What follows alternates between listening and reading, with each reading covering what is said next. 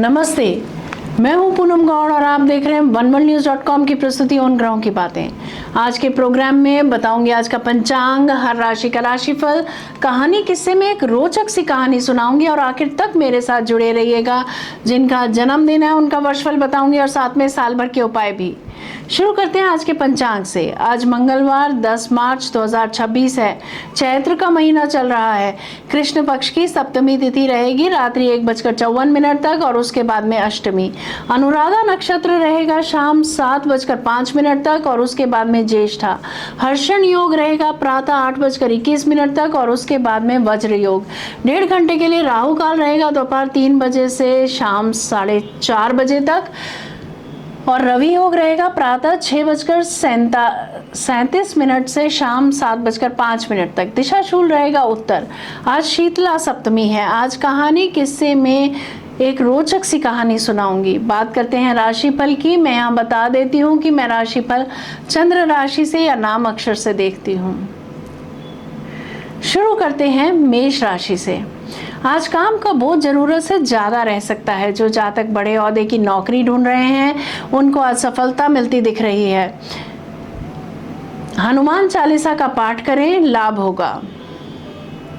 वृषभ राशि, समाज सेवी संस्था से उच्च अधिकारियों से संपर्क बढ़ेंगे। समाज सेवा के कार्य करके खुशी मिलेगी। उच्च शिक्षा के विद्यार्थियों को लाभ के नए अवसर मिलेंगे। प्रमोशन या उच्च पदवी के योग बन रहे हैं। यश व मान सम्मान मिलेगा। मिथुन राशि, घर का पुराना सामान निकालने से या रिपेयर कराने से लाभ होगा। शिक्षा से जुड़े जातकों को मनपसंद की नौकरी मिल सकती है। आयात निर्यात से जुड़े लोगों को लाभ होता दिख रहा है। कर्क राशि, आज आप समाज सेवा के कार्यों में व्यस्त रह सकते हैं। सरकारी अफसरों से जान पहचान बढ़ेगी। जो तलाकशुदा जातक दूसरा विवाह करना चाह रहे हैं उनकी मनोकामना पूरी होगी। जो जातक प्रॉपर्टी बेचना चाह रहे हैं उनको यही सलाह दूंगी कि अभी के लिए इसे टाल दें। धोखा हो सकता है। विदेश से जुड़े कार्यों में टेंशन मिल सकती है। सिंह राशि की बात करते हैं। अगर कोई रोग सता रहा है तो जल्द से जल्द डॉक्टर को कंसल्ट करें। खान पान का अपने ख्याल रखें। समाज सेवी संस्था में गैर कानूनी कार्य करने से बचें। जीवन साथी से निराशा हाथ लग सकती है। अगर आप पार्टनरशिप में व्यवसाय कर रहे हैं तो उसमें चीटिंग हो सकती है। ओम गृहिणी सूर्याय नमः का 108 बार जप करें, लाभ होगा। कन्या राशि, प्रेम प्रसंग बढ़ेंगे। कला व खेल में रुचि बढ़ेगी। ज्योतिषियों, पुजारियों, डॉक्टर्स, लॉयर्स, फाइनेंसियर्स के लिए दिन अच्छा रहेगा। तुला राशि, प्रॉपर्टी संबंधित कार्य आज आप निपटा सकते हैं। शेयर मार्केट से जुड़े लोगों के लिए, कथावाचकों के लिए, लेखकों के लिए दिन अच्छा रहेगा। किसी धार्मिक अनुष्ठान में हिस्सा ले सकते हैं आप। वृश्चिक राशि, लेखकों के लिए दिन लाभकारी रहेगा। ट्रांसफर ऑर्डर में बदलाव आ सकता है। विद्यार्थियों के लिए समय अनुकूल रहेगा। धनु राशि, महंगी काम की वस्तुएं या गोल्ड खरीद सकते हैं। प्रॉपर्टी संबंधित कार्य लाभकारी सिद्ध होंगे। जोड़ने के हिसाब से शॉपिंग करते दिख रहे हैं आप। विद्यार्थियों के लिए दिन अच्छा जाएगा। जन्म स्थान से दूर जाने के योग बनते हैं। ट्रांसफर ऑर्डर स्थगित हो सकते हैं। मकर राशि, आज आप साहस के साथ आगे बढ़ेंगे। रुके कार्य पूरे होंगे। लेखकों के कौशल में वृद्धि होगी। कहीं से कमीशन चेक मिल सकता है। कुंभ राशि की बात करते हैं। गुप्त गतिविधियों से लाभ होता दिख रहा है। खोई वस्तुएं मिल सकती हैं। परिवार से, कुटुंब से पुनः मिलन होता दिख रहा है। वित्तीय मामलों पर विचार कर सकते हैं। धन की स्थिति मजबूत रहेगी। मीन राशि, आज मेडिटेशन का दिन है। अपने इष्ट व गुरु से जुड़ें, लाभ होगा। गुप्त गतिविधियों से समस्या आ सकती है। लालच और स्वार्थ छोड़कर कार्य करने से लाभ होगा। ये था राशि का राशिफल। बात करते कहानी किस्से की। 3 व्यक्ति एक सिद्ध गुरु से दीक्षा प्राप्त कर लौट रहे थे।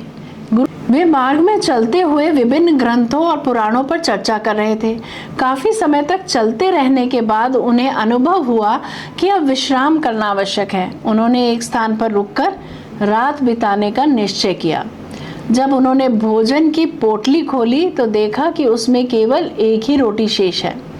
तीनों ने विचार किया कि इस एक रोटी को आपस में बांटने से किसी की भी भूख शांत नहीं होगी, इसीलिए अच्छा होगा कि कोई एक ही व्यक्ति इसे खा ले। परंतु प्रश्न यह था कि वह एक व्यक्ति कौन हो। चूंकि वे आध्यात्मिक साधना करके लौट रहे थे, अतः उन्होंने निर्णय लिया कि इसका फैसला भगवान पर छोड़ दिया जाए।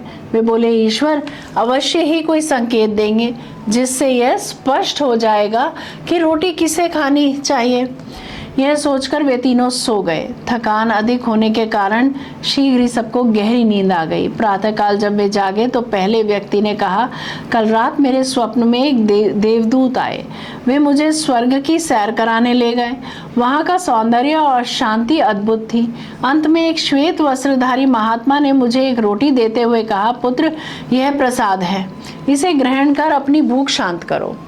उसकी बात समाप्त होते ही दूसरा व्यक्ति बोला, यह तो अद्भुत संयोग है, मैंने भी ठीक ऐसा ही स्वप्न देखा। मेरे भी स्वप्न में एक महात्मा प्रकट हुए और उन्होंने कहा कि मैंने जीवन भर लोगों का भला किया है, इसीलिए रोटी पर मेरा ही अधिकार है। दोनों की बातें सुनकर तीसरा व्यक्ति शांत बैठा रहा। पहले व्यक्ति ने पूछा, और तुम्हें क्या स्वप्न आया? तीसरे ने मुस्कुराते हुए उत्तर दिया, मुझे कोई स्वप्न नहीं आया, न मैं कहीं गया और न ही मुझे कोई महात्मा दिखाई दिए। हाँ, रात में एक बार मेरी आंख खुली तो मैंने उठकर वह रोटी खा ली। ही दोनों क्रोधित हो उठे, तुमने ऐसा क्यों किया? हमें बताया क्यों नहीं? तीसरे व्यक्ति ने शांत स्वर में कहा, कैसे बताता? तुम दोनों तो अपने अपने स्वप्नों में स्वर्ग की सैर को कर रहे थे और कल ही गुरुजी ने हमें सिखाया था कि आध्यात्मिक ज्ञान के साथ साथ व्यवहारिक बुद्धि भी आवश्यक है।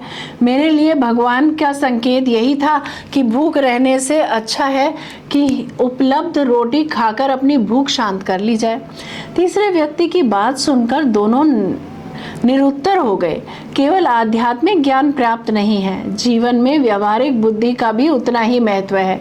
जो उपलब्ध है वही पर्याप्त है। जिसका मन संतुष्ट है उसके पास सब कुछ है।